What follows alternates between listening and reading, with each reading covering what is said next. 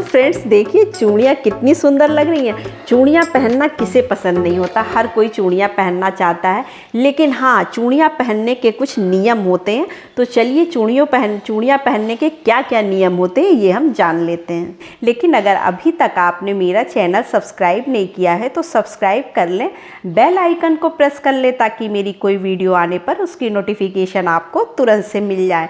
तो चलिए जानते हैं कि चूड़ियाँ पहनने का जो पहला नियम है वो क्या होता है। तो चूड़ियाँ जो है हमेशा जो है पूर्व दिशा में बैठकर पहनना चाहिए। दक्षिण और उत्तर दिशा में हमें चूड़ियाँ नहीं पहननी चाहिए। चूड़ियाँ हमेशा पूरब या पश्चिम दिशा में बैठकर पहनना चाहिए। जहाँ तक हो सके आप पूरब दिशा में बैठकर चूड़ी पहने। और दूसरा नियम क्या है कि चूड़ी पहनते समय हाथ को कभी भी बिल्कुल खाली ना करें।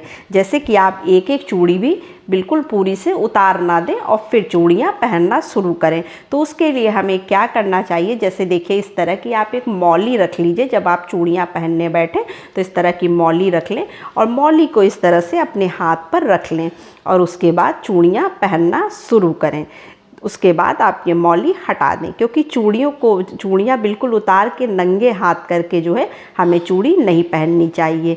ये अच्छा नहीं माना जाता है। इसलिए हमें, अगर आप दुकान पर भी जाते हैं चूड़ियाँ पहनने, तो आप जैसे जो आप पुरानी चूड़ी पहने हैं उसकी एक चूड़ी पीछे छोड़ दें और उसके आगे नई चूड़ियाँ पहन लें। या तो फिर जो है पॉलीथीन वगैरह लगाकर वो लोग चूड़ी पहनाते हैं, तो आप उसको हाथ में फंसाकर और तब चूड़ी पहन लें। हाथ को बिल्कुल नंगा खाली ना करें।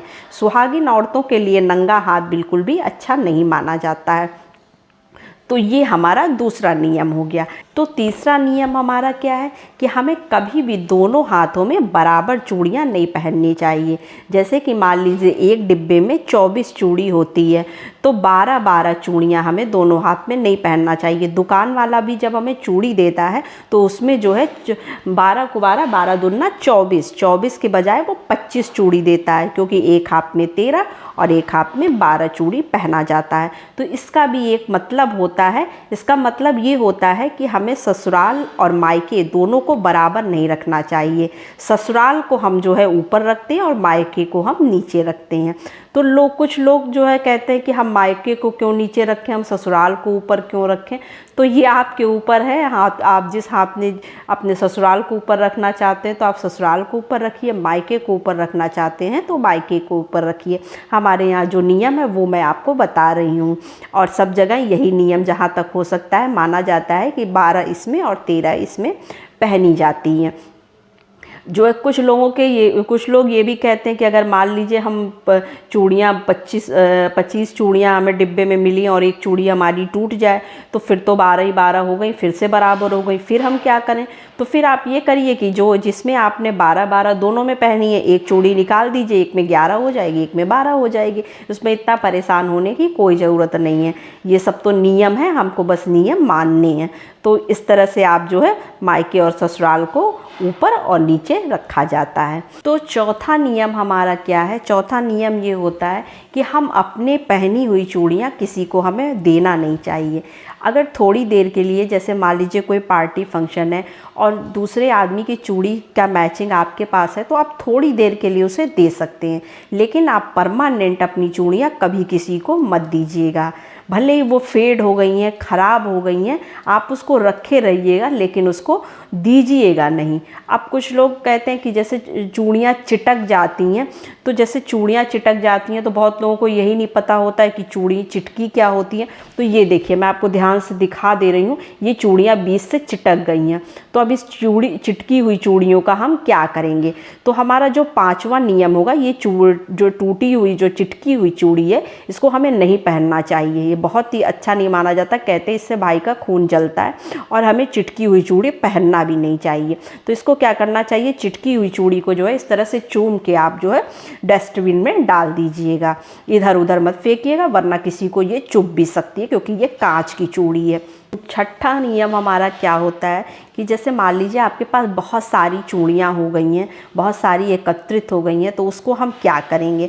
तो उन सारी चूड़ियों को जैसे इस तरह से आप मौली ले लीजिए, या आपके पास कोई डोरी है तो आप डोरी भी ले सकते हैं। उसमें इन सारी चूड़ियों को जो है हम इस तरह से पहले पिरो देंगे। ये सारी चूड़ियाँ हम इस तरह से पहले पिरो देंगे इस डोरी के अंदर।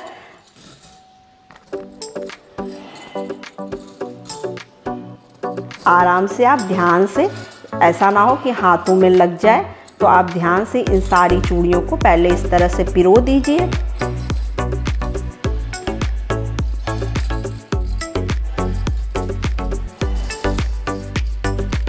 इस तरह से हमने इसको देखिए सारी चूड़ियों को पिरो दिया है। ये देखने में भी देखिए अच्छा लगता है। अगर आपकी फेड हो गई हैं चूड़ियाँ तो भी, या नई चूड़ियाँ भी हैं बहुत ज़्यादा इकट्ठा हो गई हैं आपके पास, तो आप जैसे कभी कभी ही पहनते हैं, अब सारी चूड़ियाँ एक साथ तो नहीं पहनी जाएगी, तो इसको क्या करिए, इस तरह से पिरोने के बाद इसमें एक गांठ लगाकर इस तरह से चूड़ियों को जो है अपना कहीं पर भी संभाल कर किसी बॉक्स के अंदर या कहीं पर नई पुरानी करके इकट्ठा करके इन सारी चूड़ियों को इस तरह से बंच बनाकर आप रख दीजिएगा। क्योंकि देखिए हमें चूड़ियों से ऊबना नहीं है। जैसे बहुत लोग होते हैं कि बहुत सारी इकट्ठा हो गई, अब क्या करें, इनको दे दें उनको दे दें या इधर उधर कर देते हैं, तो इस तरह से देखिए ना करिए। अपनी चूड़ियाँ कभी किसी को नहीं दिया जाता है, अपने सुहाग का सामान कभी किसी को नहीं दिया जाता है। तो बस ऐसे बंच बनाकर आप संभाल कर सारी चूड़ियाँ रख दीजिए। उल्टा आपको तो रखते टाइम आप ये सोचिए कि जो ये बोलिए कि भगवान इससे भी ज़्यादा मेरे पास हो और भरता ही चला जाए, कम ना होने पाए, ये बोलते हुए ये चूड़ियों को आपको इकट्ठा करके रख देना है। तो बस यही चूड़ियों से संबंधित कुछ नियम थे, कुछ जानकारी थी, छोटी सी वीडियो थी। तो बस यहीं तक। नेक्स्ट वीडियो में हम फिर से मिलेंगे किसी और टॉपिक पर। तो नमस्ते फ्रेंड्स, ओम नमः शिवाय।